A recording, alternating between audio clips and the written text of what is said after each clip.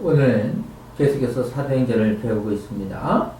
사도행전 19장 32절부터 41절 말씀을 사용하여 에베소에서 일어난 소동의 결과입니다. 지파의 교회는 기독교 세계관으로 신앙생활하는 하나님의 백성입니다. 하나님의 백성이기 때문에 기독교 세계관, 즉 성경 말씀대로 생활하는 것입니다. 그런데 하나님의 백성이 아닌 분들의 세계관은 우리와 다릅니다. 기독교인들은 그것을 세상의 세계관이라고 부릅니다. 이처럼 두 개의 세계관이 공존한다고 할 수 있습니다. 세상 사람들은 하나님을 믿지 않기 때문에 큰 혼란이 없을 것입니다. 하지만 하나님의 백성은 지적인 혼란이 발생합니다. 왜냐하면 성경과 다른 것이 많습니다. 하나님의 백성은 지적인 혼란이 일어나죠. 세상 사람들은 자신을 위한 우상을 만들어도 그것이 잘못된 것임을 알지 못합니다. 오히려 자신을 위한 복을 가져다 주는 우상으로 생각합니다. 그와 반대로 기독교 세계관으로 생활하는, 사회생활하는 그리스도인에게 우상은 무엇입니까? 언약의 10가지의 말씀, 즉 10계명은 분명하게 잘못된 것이라고 합니다. 세상 사람들이 보는 관점과 그리스도인이 보는 관점이 다른 것입니다. 어느 세계관으로 생활하느냐에 따라 달라집니다. 세상에서 배운 것과 교회에서 배운 것이 서로 충돌하면 삶은 더 힘들어지기도 합니다. 이런 고민을 한다는 것은 하나님의 사람이기 때문에 충돌하는 것입니다. 기독교 세계관에 따라 생각해야 하는 것이 그리스도인입니다. 그래서 그리스도인으로 행동하며 살아가기는 절대 쉽지 않습니다. 그럴 때 해야 하는 것이 기도입니다. 자신을 내려놓고 하나님께 기도하며 지혜를 구해야 합니다. 기도를 통해 하나님의 마음을 알 수 있습니다. 하나님의 마음을 안다는 것은 세상의 세계관을 내려놓고 기독교 세계관으로 생활하고자 노력합니다. 노력한다는 것은 참된 신자입니다. 그렇지 않고 세상의 세계관을 택한다는 것은 하나님을 믿지 않는 것입니다.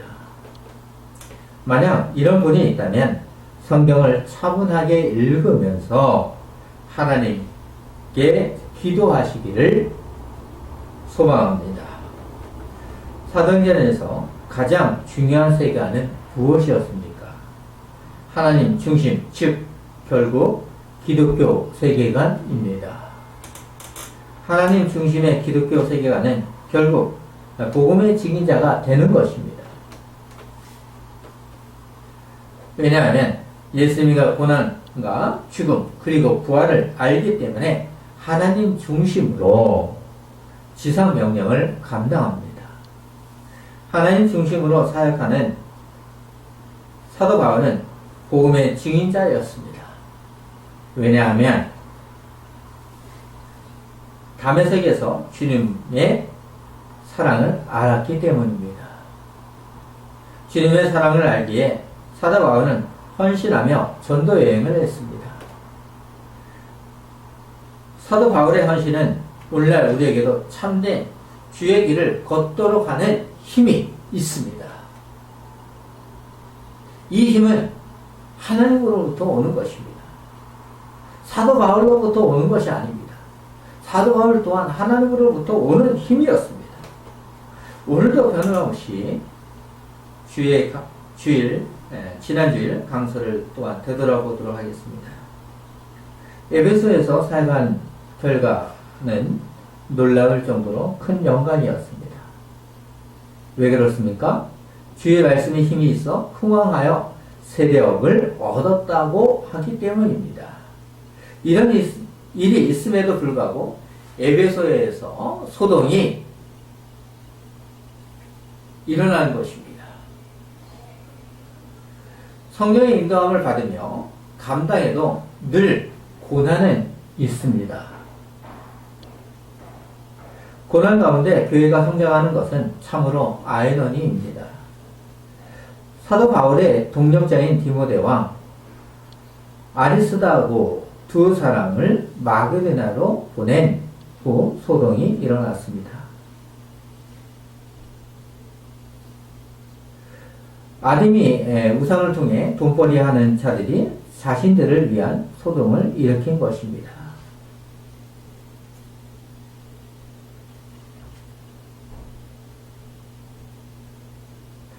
작은 소동이 아니라 적지 않은 소동이었습니다. 하나님의 은혜가 임하면 믿음으로 순종해야 합니다. 하지만 우상을 통해 생활한 자들은 그렇지 못했습니다.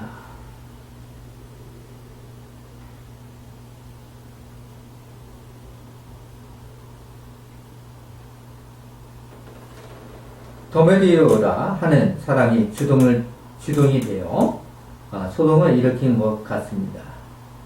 그는 아담이 신상을 모형을 만들어 돈벌이하는 직업이었습니다. 자신의 직업과 연관된 직공들과 영화하는 자들을 모아 이렇게 말합니다.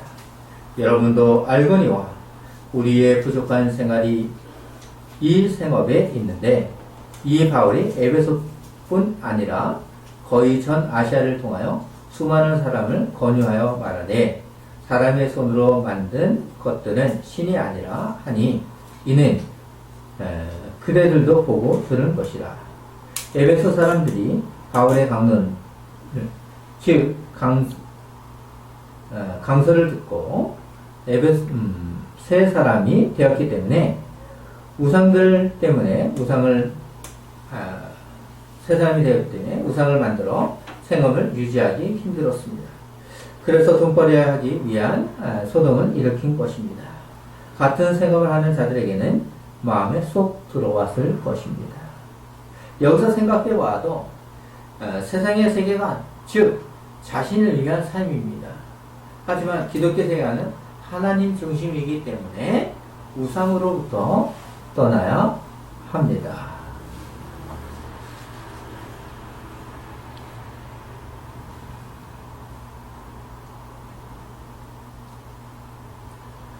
도메디오의 연설을 듣는 자들은 분노가 가득하여 이렇게 말합니다. 그나 에베소 사람의 아담이여 라고 하며 바울과 함께 다니는 가이오와 아리스토를 붙잡아 연극장으로 들어갔습니다. 이런 소식을 들은 바울은 그들 가운데 들어가고자 했습니다. 그때 바울의 제자는 말리었습니다. 그들만 아니라 바울의 친구가 된 아시아 갈릴리도 들어가지 못하도록 했습니다. 이처럼 우상을 섬기는 것은 어리석은 것입니다. 하나님을 믿고자 한다면 우상으로부터 돌이키고 하나님 중심이 되어야 합니다. 세상의 세계관이 아니라 성경의 말씀에 순종해야 합니다. 순종한다는 것은 하나님을 믿는 것입니다. 하나님을 믿는다는 것은 믿음이 있다는 것입니다. 믿음이 있다는 것은 교회에 충실한 것입니다. 지난주 강사는 에베소에서 일어난 소동이었습니다. 오늘은 에베소에서 일어난 소동의 결과를 통해 참된 주의 길을 걷는 지팡이 교회가 되기를 소망합니다. 에베소에서 일어난 소동은 대부분이 그렇듯이 무리 중에 분란이 가득했고 많은 사람이 왜 모였는지 몰랐습니다. 오늘 본문 32절을 보시면 사람들이 외쳐 어떤 이는 이런 말을 어떤 이는 저런 말을 하니 모인 무리가 분란하여 태만이나 어찌하여 모였는지 알지 못하더라. 여기서 먼저 모인 무리를 먼저 보아야 합니다. 그 이유는 모인 무리라는 단어로 쓰인 에클레시아는 교회를 뜻하기 때문입니다. 아마도 믿는 사람들은 무슨 일 때문에 모였을지 몰랐을 것입니다. 또한 사람들이 말이 제각각 다르게 외치고 있었을 것입니다. 소동이 갑작스럽게 일어났고 불법적인 집회와 같았습니다. 그러다 보니 연극장에 모인 사람들은 혼란에 빠졌습니다. 도멜리오의 연설은 아데미에 대해 불경스럽게 행동하는 사람들에게 분노를 폭발시켰지만 소동의 자치 등을 알지 못해 혼선을 빚고 있었습니다. 우왕좌왕하는 가운데 유대인들이 무리 가운데 알렉산더를 불러내어 군중 앞에 나서서 변명할 것을 권고합니다. 혼돈 중에 우왕좌왕 가운데 지금 유대인들에게 입장에서는 눈치를 챘겠죠. 33절을 보시면 유대인들이 무리 가운데 알렉산더를 권하여 앞으로 밀어내니 알렉산더가 손짓하며 백성에게 변명하려 하나. 이렇게 하는 것은 아마도 소동을 일으킨 자들은 유대인이 아니라는 것을 군중 앞에서 설명하라는 것입니다. 우리는 알렉산더라는 이름이 그 당시에 흔했기 때문에 누군지는 알 수 없습니다. 우상을 섬기는 자들로서는 유대인이나 그리스도인들이 모두 배척의 대상입니다. 왜냐하면 그 양자는 모두 우상 숭배를 배격하기 때문입니다. 이런 맥락에서 그리스도인들에 대한 적대가 자신들에게까지 파급될 것을 두려워한 유대인들은 자신들의 입장을 해명하기 위해 알렉산더를 불러낸 것입니다.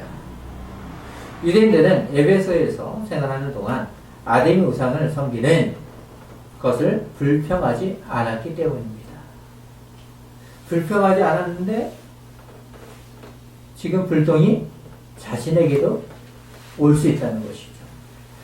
사도 바울의 강론과 사역의 결과는 오히려 유대인들에게 어려움이 되었습니다. 그래서 유대인들은 알렉산더를 통해 소동을 잠식시켜야 한다고 생각했습니다. 하지만 알렉산더가 유대인인 줄 알고 더 소리를 높이는 것입니다. 오히려 이상한 방향으로 가고 있었습니다. 소동을 잠재워야 되는데 더 큰 소동이 일어날 수밖에 없는 것이죠.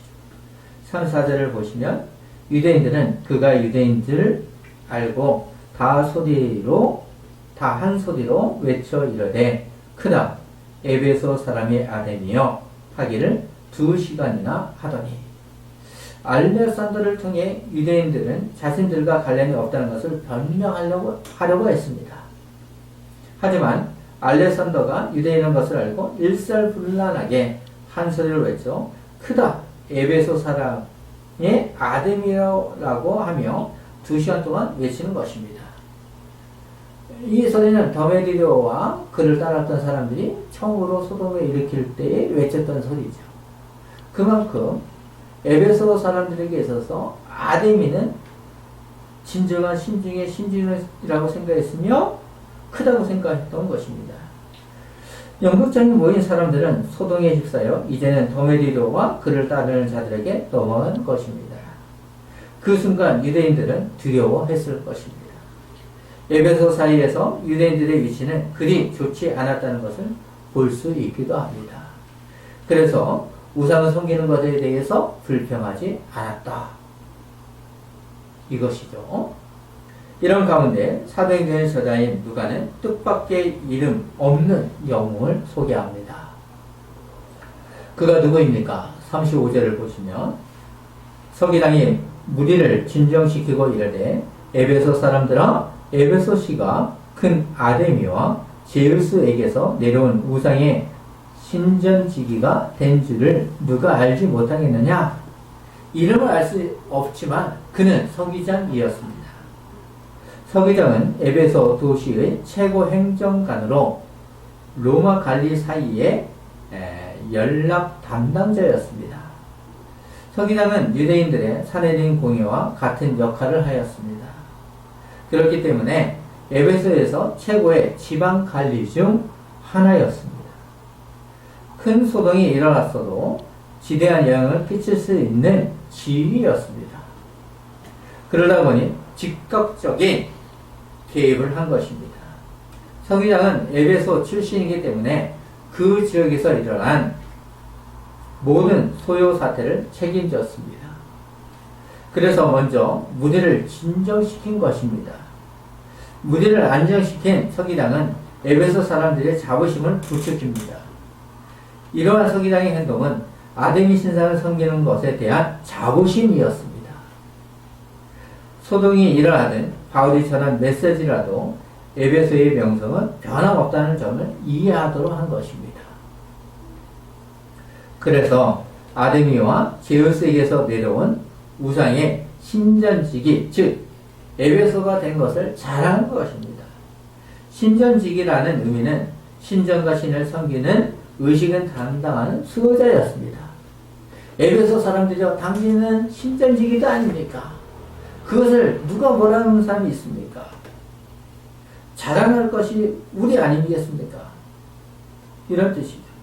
그 이유는 에베소는 아데미 수호 도시인 것을 모르는 사람이 누구인가? 라고 반문하기 때문입니다. 소동이 일어난 것에 대해서 다시 반문을 던지고 있습니다. 서기장의 이야기를 잘 생각하면 무엇입니까? 아데미는 사람이 만든 우상이 아니라 하늘로부터 온 신이라는 것입니다. 서기장은 계속해서 무엇이라고 합니까? 36절을 보시면 이 일이 그렇지 않다 할 수 없으니 너희가 가만히 있어서 무엇이든지 경솔히 아니하여 하리라. 이렇게 하는 것은 근거 없는 경솔한 행동을 하고 있으니 당신들은 조용히 하라는 것입니다. 서기장은 바울이 전한 메시지에 대한 의미를 모르면서 자신과 에베소의 번영을 위한 것입니다. 서기장은 바울이 던진 메시지의 의미를 참되게 이해하지 못했죠. 그러면서 로마법을 지키면서 자신의 위치를 지키고자 하는 것입니다. 만약 소동이 폭동으로 일어나면 자신의 위치가 흔들리기 때문입니다. 서기장은 도메디오와 사람들로부터 위협을 당하고 있는 가이오와 아리스다고를 위해 말하기도 합니다. 37절을 보시면 신전의 물건을 도둑질하지도 아니하였고 우리 여신을 비방하지도 아니한 이 사람들을 너희가 붙잡아 왔으니 당신들은 생각해보라. 어떻게 복음 전도자들이 거대한 아데미 여신을 숭배하는 것을 위협할 수 있는가? 신중의 신들을 위협할 수 있는가? 몇 사람이 신전에 오는 것을 그만두었지만 가이오와 아리스도는 물건을 훔치지 않았습니다. 또한 위대한 여신을 모독하는 말을 하지 않았습니다. 그렇다면 지금 우리는 어떻게 하는 것이 올바른 방법이라고 생각하십니까? 그러므로 아무 말이나 아무 잘못이 없는 그들을 붙잡아 온 것은 어리석은 것입니다. 참으로 도메데오보다 서기장의 언변술이 뛰어나다는 것을 볼 수 있습니다. 서기장의 말은 올바른 것입니다. 소동과 소송은 증거가 있어야 합니다. 만약 증거가 있다면 도메디오와 그를 따르는 자들은 법정을 통해 소송해야 합니다. 구체적인 혐의가 없으니 너희들이 경솔한 행동을 했다는 것입니다. 38절을 보시면 서기장은 계속해서 무엇이라고 합니까? 만일 도메디오와 그와 함께 있는 직공들이 누구에게 고발할 것이 있으면 재판자도 있고 총독들도 있으니 피차 고소할 것이요. 도메디오와 그를 따르는 자들은 합법적인 절차를 따르는 것입니다. 너희들이 고발할 것이 있으면 재판날이 있으니 그날에 하라는 것입니다. 그날에는 에베소를 담당하는 총독들도 있으니 법정에서 처리하라는 것입니다. 사적인 분쟁이 있다면 소송을 일으키는 것이 아니라는 것입니다. 법적인 소송만 있는 것이 아니라 39절에서 말합니다. 만일 그 외에 무엇을 원하면 정식으로 민회에서 결정할지라. 너희들이 고소 이외에 다른 문제가 있으면 정기적으로 열리는 민회를 통해서 하라는 것입니다. 민회는 매달 영국장에서 열리는 시민의 회의를 말합니다. 이런 일이 자주 있었다는 거죠. 그것에서 합법적으로 해야 한다는 것입니다. 서기장은 합법적인 절차를 통해 문제를 해결하고자 권고하는 것입니다. 자, 우리들에게도 이런 면이 필요하죠. 이제 서기장은 결론을 내립니다. 40절을 보시면 오늘 아무 까닭도 없는 이 일에 우리가 소요 사건으로 책망받을 위협이 있고 우리는 이 불법 집회에 관하여 보고할 자료가 없다 하고 소동의 원인이라고 주장하는 그리스도인들에게 있는 것이 아니라는 것입니다. 절차를 무시한 너희들에게 책임이 있다는 것입니다. 이런 점을 생각하면 서기장은 참으로 지혜로운 사람으로 보입니다. 그러면 서기장은 그리스도인을 옹호하는 것처럼 보이지만 그는 에베소를 다스리는 행정관의 일을 참되게 한 것입니다. 서기장은 자기 일을 한 것입니다. 에베소의 안정을 위해 이야기한 것입니다. 만약 그렇지 않고 폭동과 소동이 계속 발생하면 로마로부터 심한 질책을 당하기 때문입니다. 서기장은 에베소 출신이기 때문에 그의 말을 살핀 적이 있었습니다. 자신의 지위를 유지해야 하기 때문에 소동을 잠재워야 하는 것입니다.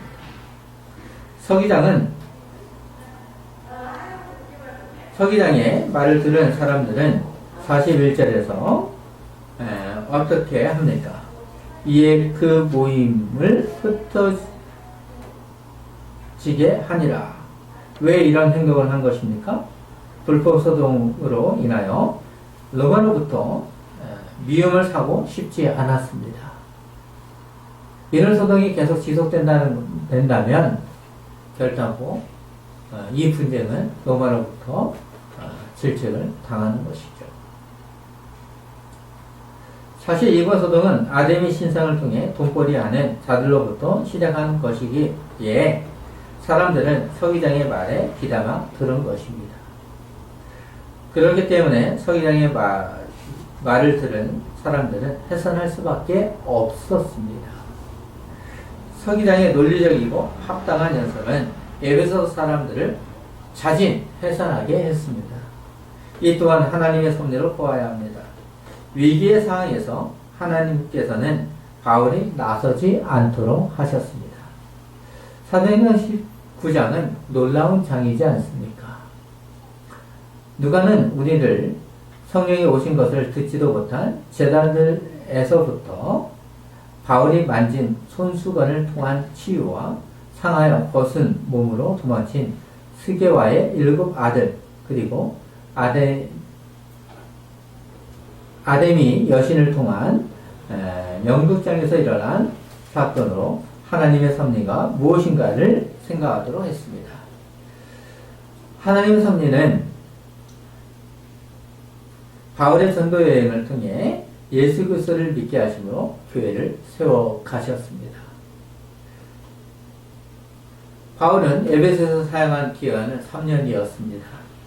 이렇게 오랫동안 전도 여행을 하며 사역한 지역은 거의 없을 정도입니다.